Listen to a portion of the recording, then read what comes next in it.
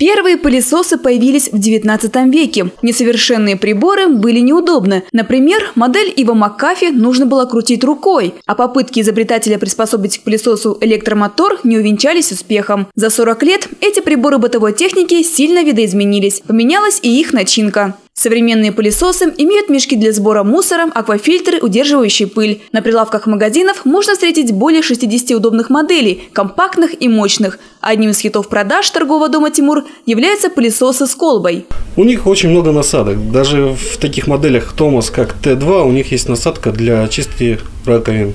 Может работать как Quantus. Большая паркетная насадка, насадка для стекла окон. Есть одни из новинок, также фирмы LG, это пылесосы с колбой, которые прессуют мусор в брикеты. И есть паровая щетка, которая под давлением будет очищать любое покрытие.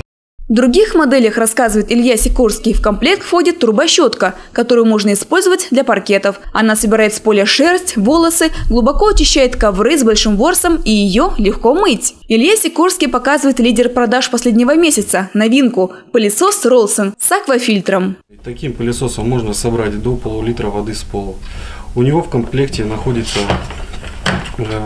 фильтрация аква и HEPA-фильтр. В комплекте также есть запасной такой HEPA-фильтр. Такие фильтра задерживают самые маленькие частицы пыли, не позволяя им вернуться обратно.